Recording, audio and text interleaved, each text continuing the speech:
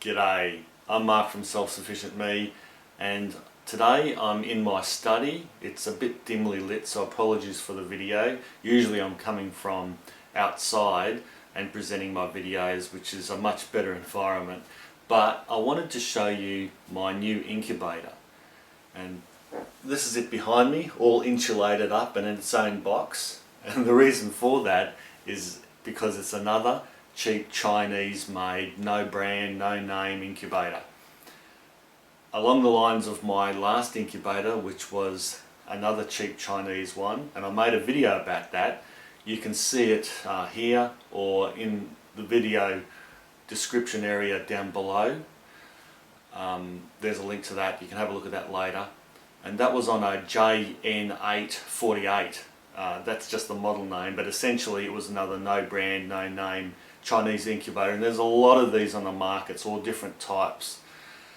My last one, that particular model, it only lasted a minimum of 2 years and it carked it. So what I was going to do is buy a new expensive model. It was actually going to be a Brinsea Octagon, and I mulled over that for a good 6 months, and I decided, look, $750, that's not including postage, was still a little bit much, and it got the better of me again. I was surfing on eBay and found this one for $88, and I just couldn't pass it up. Free postage, and well, here it is now, and I've got it running.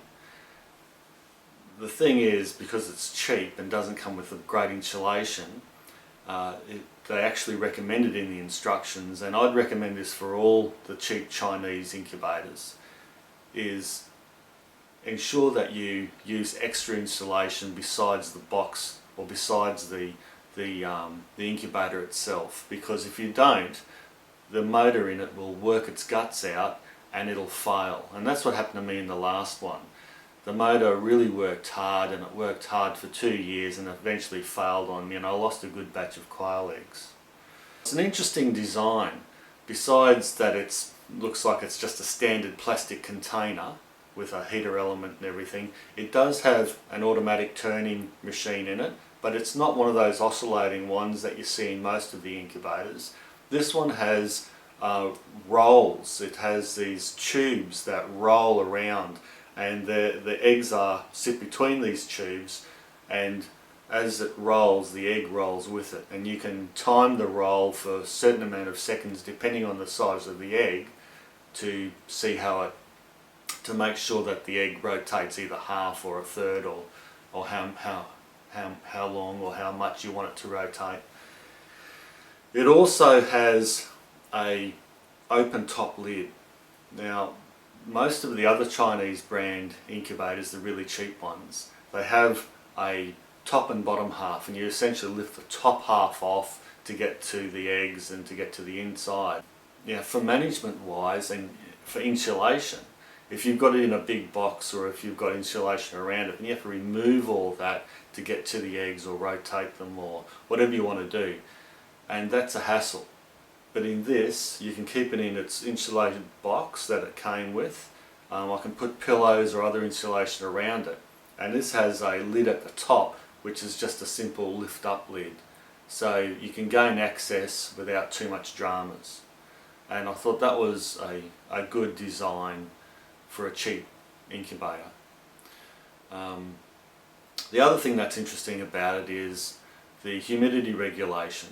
It has a tray underneath that is a pull out, and that you fill with water.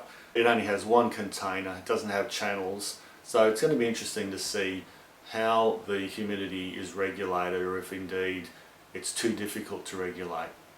We'll have to see. Being a small incubator, maybe it won't be too much of a problem.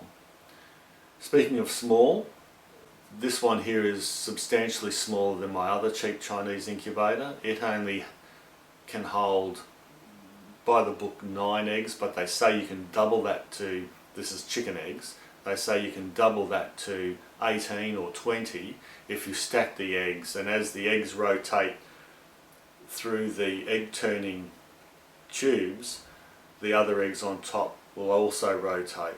So it's a pretty clever little design for something as cheap as that, and we'll have to see if that works. I'm not going to use it for chicken eggs at the moment, not this time. I'm going to put as many quail eggs as I can in there, and we'll see how many quail eggs this little fella can do. So they recommend to do it in the box here, but what they don't do is have a hole in the box, of course, for where you can fill the water container up to keep the humidity regulated. So what I've done is cut a hole in the box so that I can pull the water container out.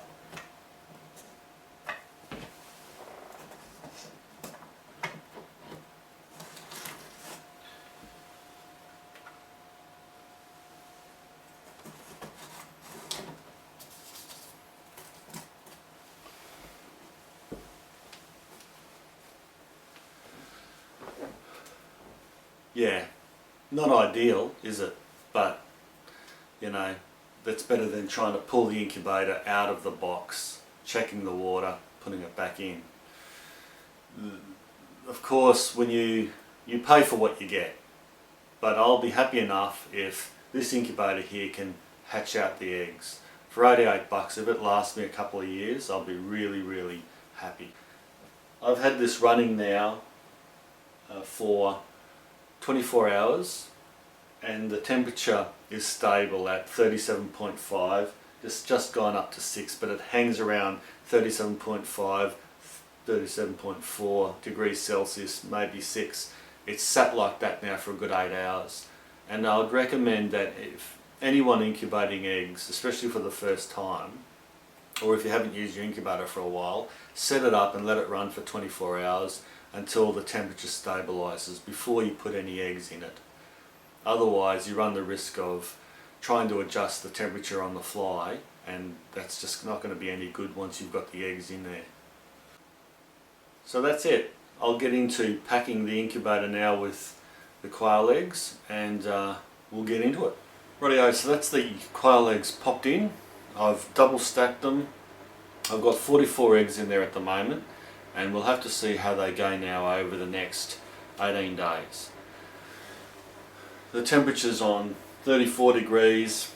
That's to be expected because it needs to now get back up to temperature, and I'll have to monitor that. It should be quite an interesting experiment on this no name, no brand Chinese incubator, and hopefully it'll produce the results it's supposed to.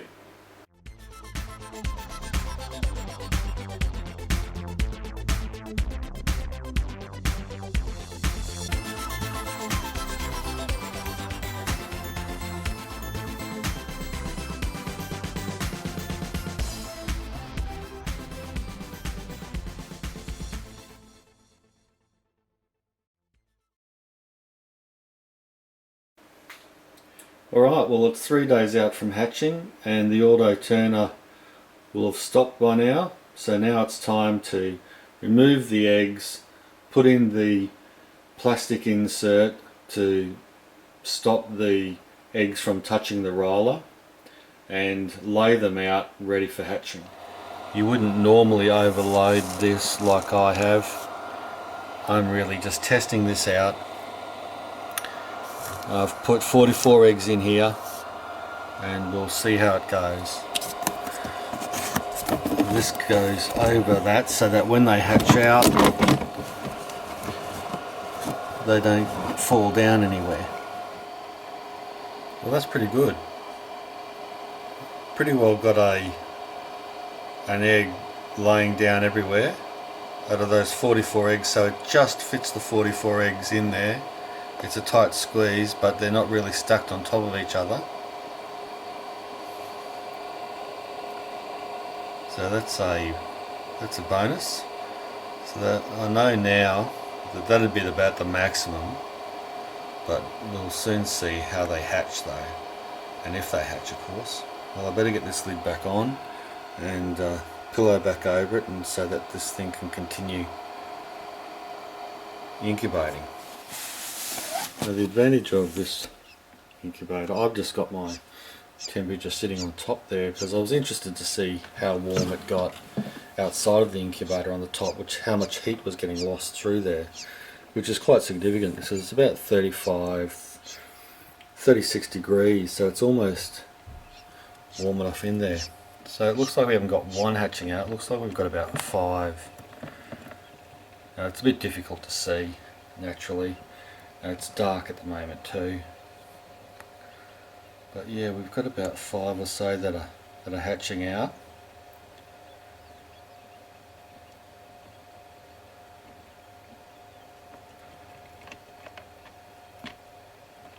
By tomorrow morning they will have dried out and they'll be all fluffy little balls running around. Alright, so here's my little setup. I've got the incubator here, which I've taken out of my study. It's come back out of my shed because we've got power back on here in the house.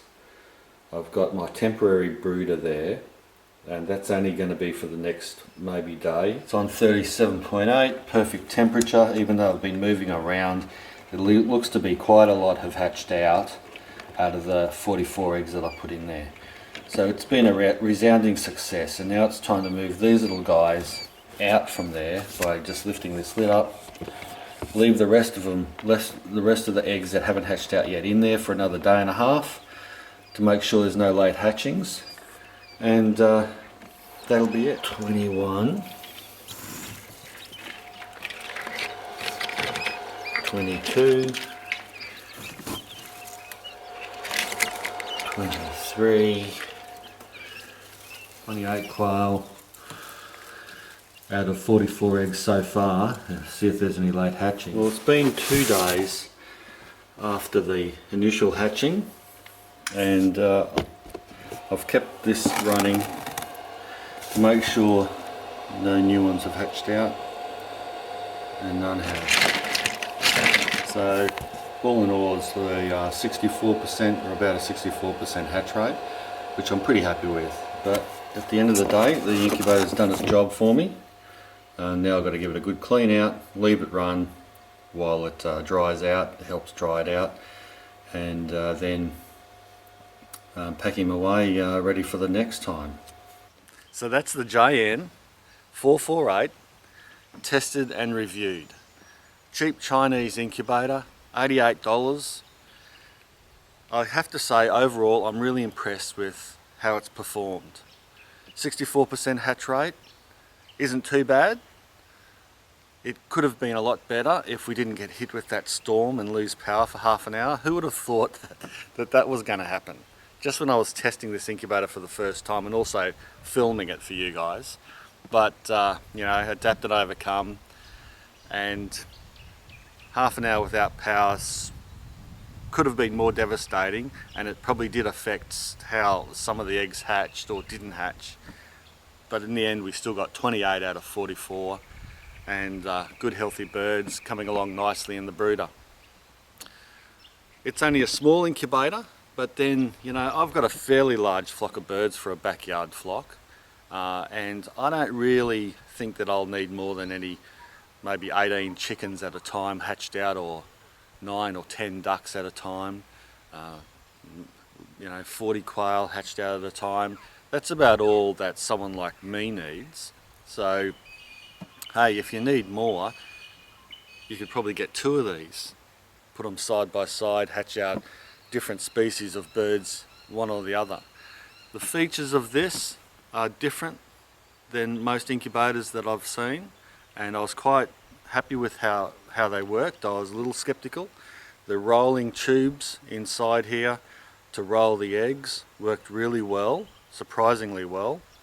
The humidity, I changed that about 5 times, or I filled this up about 5 times throughout the 18 days of the quail hatching, and that seemed to work well. I didn't document it throughout the video, but the humidity stayed at around 54 to 64 or 68% was about the highest it got up to. So pretty appropriate for any type of species you're hatching out. And of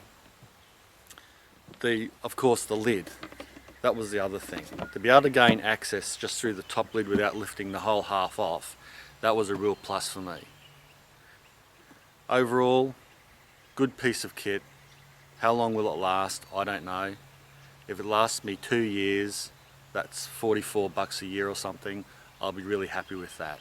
Thanks a lot for watching. I hope you got something out of this video. I hope you found it entertaining and also informative. Cheers. Bye for now.